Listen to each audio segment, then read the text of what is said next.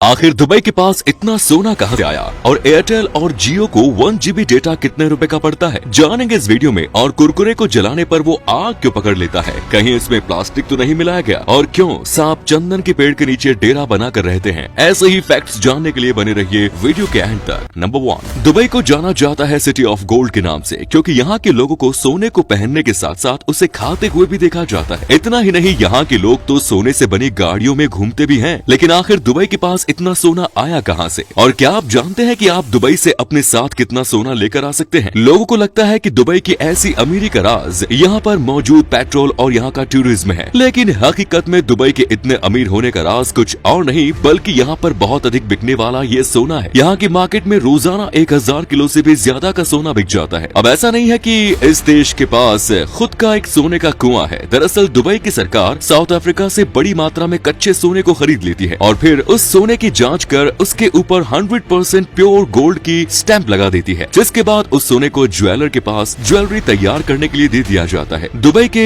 एक नियम के अनुसार अगर यहाँ पर कोई ज्वेलर नकली सोना बेचते हुए पकड़ा जाता है तो उसे 2 करोड़ तक का जुर्माना और 2 साल तक की सजा भी हो सकती है। आपकी जानकारी के लिए बता दूं कि दुनिया का सबसे ज्यादा प्योर गोल्ड दुबई में ही मिलता है। लेकिन आखिर दुबई में सोना इतना सस्ता क्यों है? तो इसका मुख्य कारण है कि दुबई में सोने पर बिल्कुल ना के बराबर ही टैक्स लगाया जा सकता है, जहाँ बाकी के देशों में सोने पर लगने वाले टैक्स के कारण इसकी कीमत 30 से 40 गुना तक ज्यादा बढ़ जाती है। वहीं दुबई में बिकने वाले सोने पर सिर्फ 5% टैक्स ही लगाया जाता है। अब इसका मतलब ये नहीं कि आप दुबई जाकर वहाँ से जितना मर्जी सोना लेकर आ सकते हैं। भारतीय यात्रियों में महिलाएं 40 ग्राम और पुरुष करीब 20 ग्राम तक सोने को ही अपने साथ बिना टैक्स के भारत में ला सकते हैं। इससे ज्यादा सोना लाने पर उनसे 40% तक कस्टम ड्यूटी वसूल की जाती है, जो कि यहाँ पर बिकने वाले सोने से कहीं ज्यादा महंगा है। नंबर 2, अगर आपने भी कभी इस बात का हिसाब लगाया हो तो आप ये जानते ही होंगे कि हम सभी कस्टमर अलग अलग कंपनियों को 1 GB डेटा के लिए ₹4 से लेकर ₹8 तक पे करते हैं। तो वहीं आखिर मोबाइल कंपनी जैसे कि जियो और एयरटेल को 1 GB डेटा कितने रुपए का पड़ता है? तो आपकी जानकारी के लिए बता दूं कि एक्चुअल में इन सभी कंपनियों को कस्टमर्स तक इंटरनेट सर्विसेज देने का कोई भी चार्ज नहीं पड़ता, बल्कि इन्हें तो इंटरनेट को एक देश से दूसरे देश तक पहुँचाने के लिए बिछाई जाने वाली अंडर वाटर सबमरीन केबल के लिए और उनके रखरखाव के लिए ही चार्ज देना होता है। वहीं अगर बात की जाए जियो की, तो उनके पास खुद की दूसरी कंट्रियों से जोड़ने वाली अंडर वाटर सबमरीन केबल मौजूद है, जिसका मतलब ये हुआ कि जियो को दूसरी कंपनियों की तुलना में इंटरनेट थोड़ा सस्ता ही पड़ता है। लेकिन वहीं अगर बात की जाए आंकड़ों की, तो आज के समय में जियो के पास लगभग 42 crore 48 lakh active mobile users मौजूद हैं, जो कि एक महीने में 6800 ट्रिलियन GB के डेटा का इस्तेमाल कर लेते हैं। ऐसे में जियो को रोजाना बहुत बड़े स्केल पर उन सभी केबल की मेंटेनेंस पर बहुत अधिक खर्च करना पड़ता है, क्योंकि एक दिन की भी लापरवाही से उनके कई करोड़ों कस्टमर्स दूसरी कंपनी में स्विच कर जाएंगे। और अगर इन केबल की मेंटेनेंस और उनकी खुद की कॉस्ट को मिलाकर एक एस्टिमेट निकाला जाए तो जियो को 1 GB डेटा लगभग 5 से 12 पैसे तक ही पड़ता है। और वहीं एयरटेल की खुद की अंडर वाटर केबल्स न होने की वजह से उन्हें यही 1 GB डेटा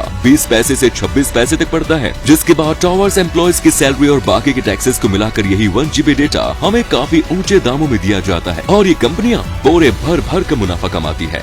नंबर 3, अक्सर बहुत से लोगों द्वारा कहा जाता है कि कुरकुरे को प्लास्टिक से बनाया जाता है, लेकिन आखिर इस बात में कितनी सच्चाई है? तो आपको बता दूं कि कुछ लोगों द्वारा इस बात को साबित करने के लिए इसे जलाकर भी दिखाया जाता है। उनका कहना है कि ये इसलिए जल रहा है क्योंकि इसमें प्लास्टिक मौजूद है, लेकिन हकीकत में ये बात बिल्कुल भी सच नहीं है। कुरकुरे की कंपनी द्वारा इस बात को बहुत पहले ही प्रूव कर दिया गया था कि इसमें किसी भी तरह का प्लास्टिक नहीं होता। अब सवाल ये है कि आखिर ये कुरकुरे जल क्यों जाते हैं? तो आपकी जानकारी के लिए बता दो कि कुरकुरे के निर्माण के लिए इसमें चावल के साथ कुछ ऐसे ग्रेन्स का इस्तेमाल किया जाता है कि वो बहुत आसानी से आग पकड़ लेते हैं। कुछ इसी तरह से ही पापड़ को भी बनाया जाता है। अगर आप उसे भी आग से जलाने की कोशिश करेंगे तो वो भी आग पकड़ लेगा। लेकिन अब इसका मतलब ये नहीं कि इन पापड़ में भी प्लास्टिक का इस्तेमाल किया गया है। मतलब साफ है कि कुरकुरे में थोड़ा सा भी प्लास्टिक नहीं होता। नंबर 4, दोस्तों आपने हाल ही में लाल चंदन की स्मगलिंग के ऊपर बनी फिल्म पुष्पा तो जरूर देखी ही होगी, लेकिन क्या आप जानते हैं कि चंदन के पेड़ के नीचे सांप कई सैकड़ों की संख्या में अपना डेरा जमा कर रहते हैं? लेकिन आखिर इसके पीछे का कारण क्या है? तो इसके पीछे 2 कारण मुख्य रूप से जिम्मेदार है। पहला तो ये कि चंदन की लकड़ी में से एक खास तरह की खुशबू निकलती है, जिससे सांप मोहित होकर उसकी ओर खींचे चले आते हैं। और दूसरा कारण ठंडक होती है, जिसकी वजह से सांप उस जगह को अपना घर बनाकर उसी में रहने की ठान लेते हैं। और जब भी चंदन के किसी पेड़ को काटा जाता है तो उससे पहले इन सांपों को वहाँ से हटाकर सुरक्षित जगहों पर भेज दिया जाता है। नंबर 5, हमारी दुनिया में एक ऐसा देश भी मौजूद है जहाँ पर शादी लड़का और लड़की की मर्जी से न होकर एक मुर्गे की मर्जी से कराई जाती है, और उस देश का नाम है चाइना। आपको ये जानकर बहुत हैरानी होगी कि चाइना में एक एक ऐसी प्रथा भी निभाई जाती है जिसमें लड़का और लड़की की शादी कराने से पहले उनके घर वालों के सामने एक मुर्गे को काट कर उसके लिवर को बाहर निकाला जाता है। ऐसे में अगर उस मुर्गे का लिवर पूरी तरह से हेल्दी निकलता है तो उस शादी को मंजूरी दे दी जाती है, लेकिन वही उसके विपरीत अगर वो लिवर थोड़ा सा भी डैमेज या खराब निकलता है तो उस शादी को साथ के साथ रिजेक्ट कर दिया जाता है।